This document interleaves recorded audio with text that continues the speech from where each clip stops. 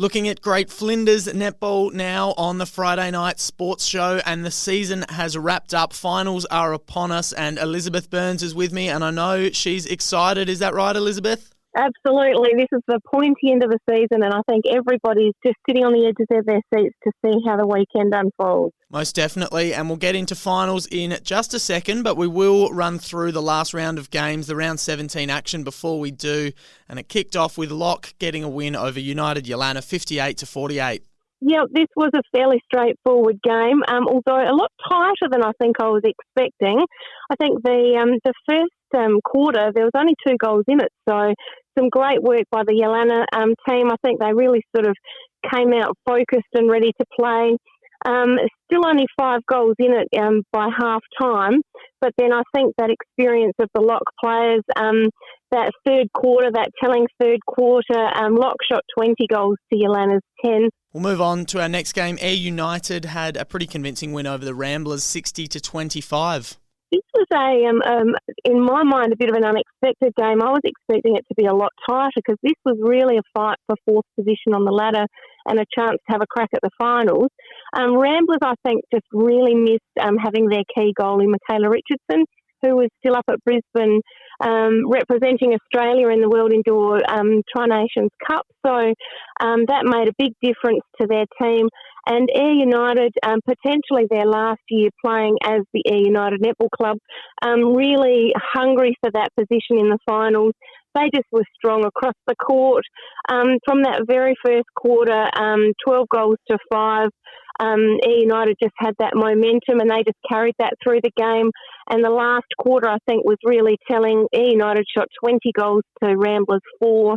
And I think Ramblers just, I think they were defeated before the end of that game, and it really sort of showed on the court. It wasn't a bad game, but I think Eyre United were very happy with the way that they finished the minor round and earned their place only just in the finals because there was a bit of a surprise upset last week.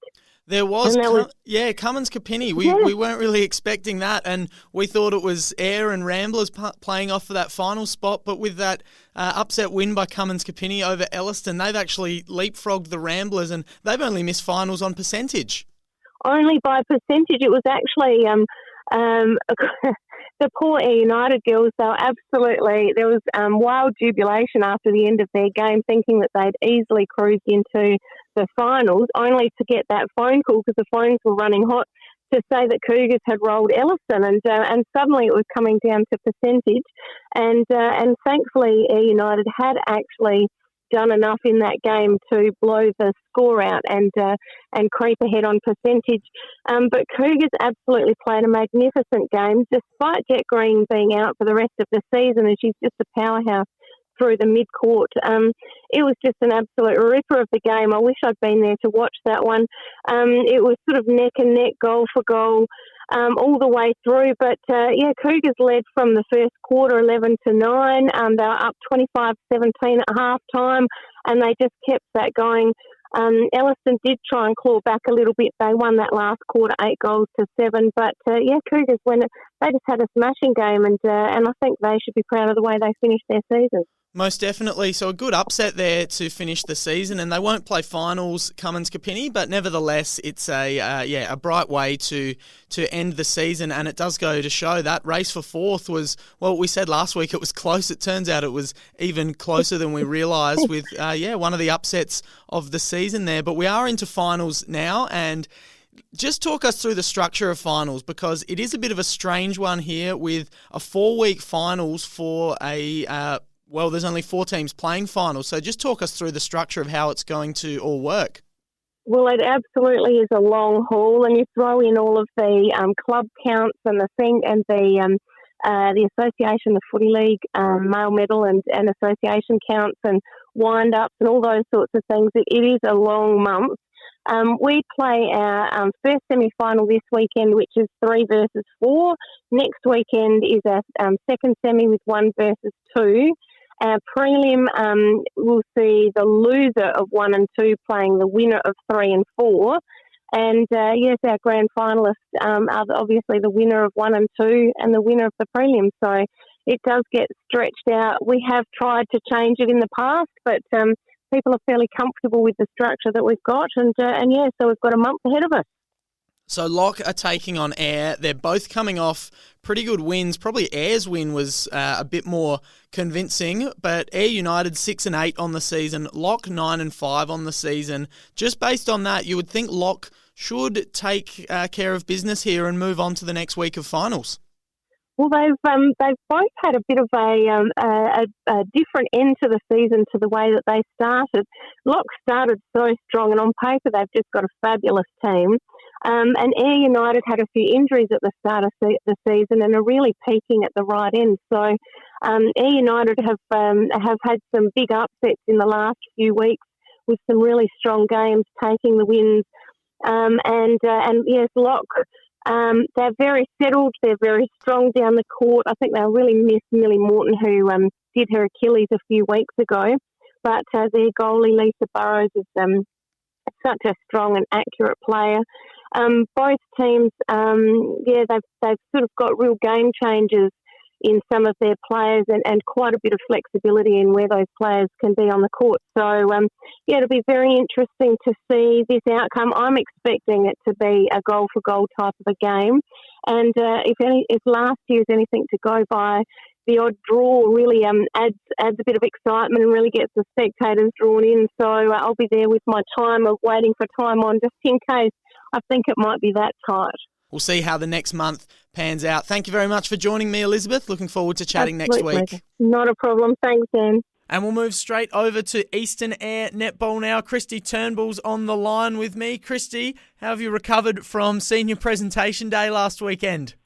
I'm almost recovered fully, Dan. As I've learned very quickly this week, I am not 18 anymore, and I shouldn't carry on like I am. Oh no, that's great to hear. Glad you're recovering. But how was the presentation day? I'm sure all the girls had a good time in their board game themed costumes, and it sounded like it was a great night. Yeah, we had a fabulous day at Cow last Sunday to celebrate our senior best and fairest across our comp. Board game theme, everyone got into the dress-ups, and it was really great to see everyone embracing that theme and coming along. So shout out to our winners for our senior best and fairest comp this year.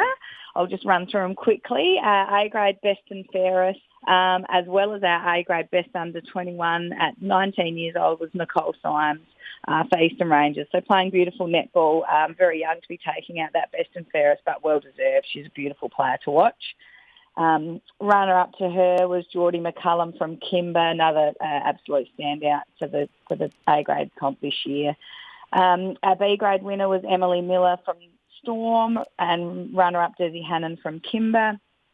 C-grade, another young one, Gab Tahini from Eastern Rangers.